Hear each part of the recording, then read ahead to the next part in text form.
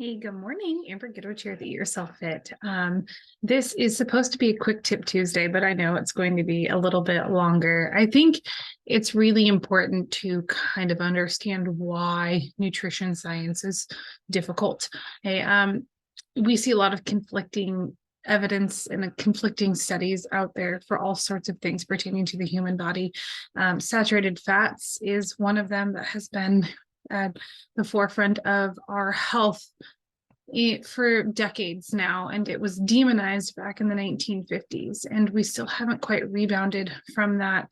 And nutrition science is really difficult because to study it firsthand and directly on humans, to experiment on humans is hard to do. There's a lot of rules and regulations to do that in the first place. And so trying to design a study that can give us any sort of insight into the human physiology and how our bodies work with nutrition and how separate pieces of our nutrition can impact our health, it's very difficult to damn near impossible. And so it resorts to a lot of poorly designed studies, and it results in a lot of poorly interpreted data and results in studies that can't be done on humans. And so they do things like, use mice instead, or, rabbits, which are a terrible choice because rabbits aren't carnivores. And so just even designing a good study in nutrition science is very, very difficult. Okay. And then to try to isolate certain nutritional components in a system that is designed to work together is impossible to do. Even if we could control every aspect of everybody's life and exactly what they're eating and all of these things, they're like, our bodies are incredible. And so simple things like walking more yesterday than you did, today can impact the way that your body is using fuel, and your fuel is coming from your nutrition. So you could eat the same thing every single day and just move a tiny bit more and have that impact your body in completely different ways. And saturated fats is a good example because I just opened up a study. I was going to show you, but I don't want to waste too much time or spend too much time on that. There's like a lot of studies that are very clear that it does not, like, saturated fats they do not increase cardiovascular disease. But for every single study that you can find that is very clear that saturated fat does not increase cardiovascular disease, there's another one that says it does.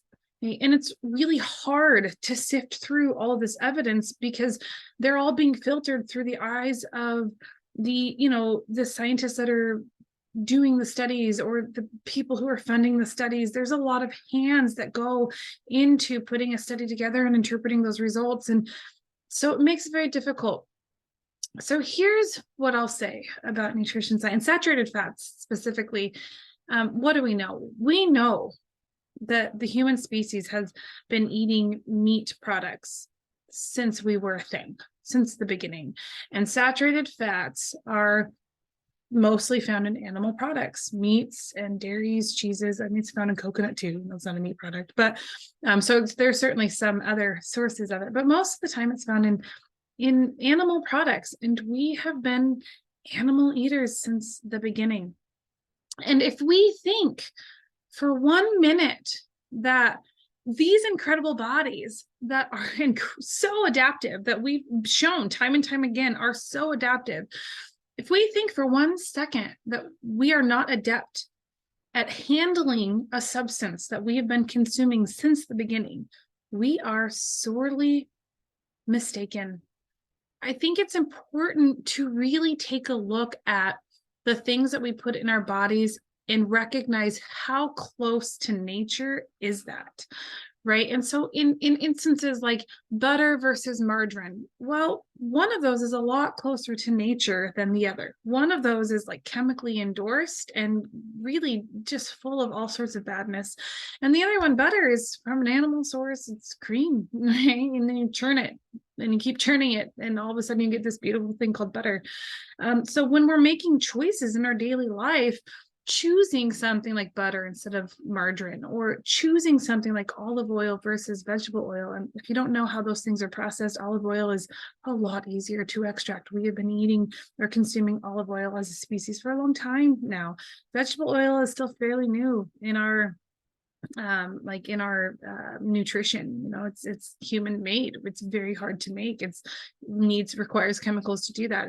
It's kind of a gross process, right? So olive oil instead of vegetable oil, like these little things, when you're making these choices, it's really important to just try to think about, like, we are a product of nature, and as such we have a beautiful symbiotic relationship with nature. And I just do not understand why we try to fight that so hard. Why, for example, we're saying no to saturated fats when that is something that we have been consuming in nature, in its natural form, for thousands upon thousands of years, right? And then we're like, well, no, vegetable oil is okay. We haven't had that in our dietary systems for that long at all, right? So it's interesting that we would want to choose one over the other when one is very much a part of our system and the other one is very, very new. And let's be honest, like, nutrition science gets it wrong sometimes. Science gets it wrong sometimes. That's part of the process. And nutrition science in particular is very difficult because it's very difficult to study in humans. It's very difficult to isolate nutrition from this entire thing that is designed to work together. To isolate one piece, it just doesn't quite make sense to do that. And so, unfortunately, because it's hard to study, we're left with a lot of holes that we still don't understand. And we've made a lot of mistakes that have led to sickness. It's led to people dying. And in my opinion, saturated fats is one of those mistakes. To demonize it the way that we have, and to, put up this whole, like, this is the reason why there's so, cardiovascular disease and why we're having heart attacks and all this stuff. It's been demonized incorrectly, and it's not as bad. It's not this monster. It's really not. It's an incredibly healthy source of energy for us. And there's proof that it helps, like, with skin, right? It's a very similar to sebum, and that's something that we know our skin creates, and it keeps our skin soft and supple. And and sebum is like, it's also, if you overproduce sebum, that's been shown to create acne. Is sebum bad in and of itself because sometimes it creates acne? No. And that's the same with saturated fats. Like, it's not a bad substance in and of itself. I do think it's a mistake. Recently it's kind of swung the other direction with some of these fad diets. I do think it's a mistake to intentionally increase our saturated fats. I think adding fat for the sake of adding fat seems like an interesting idea. But if you look historically, like, the fattiest parts of the animals used to be the delicacy, the brain and the eyes, which are primarily fat. Those went to the most important people of the tribe. And there's a reason for that, right? Like, because fatty acids are required for us to function well. And so it's interesting now that it's kind of like there's these two camps where it's like saturated fat is really bad, and there's other camps are like, we should add saturated fat to everything. I'm like, well, is there not a happy medium here? Like, I think that in most cases, when you have the option to choose something that's closer to nature, like butter, as opposed to something that's man-made, like margarine, then you should obviously choose the thing from nature, because we're a product of nature and we were created in order to, like, be a part of this system with nature. So why we are, like, fighting that and feeling like we have to, mess with it is just, man, we have a complex, don't we? Humans just think that they are holier than thou. Anyway, that's my 2 cents today. Is nutrition science is really difficult, and I know that it's confusing, and I know there's a lot of conflicting studies out there and information, and there's no reason to fear things that are close to me. Like, there's no reason to fear saturated fat. We've been consuming saturated fat since we were even a thing. And our bodies are very, very good at handling saturated fat. Now, do I think you should intentionally up it for no good reason? No. No. Do I think that you need to fear eating steak? No. So basically, I guess today's advice is to choose closer to what nature intended as often as you can. And you really can't go wrong, right? Choose better most of the time. All right, until next time, you guys, eat more, eat well, eat happy. Bye.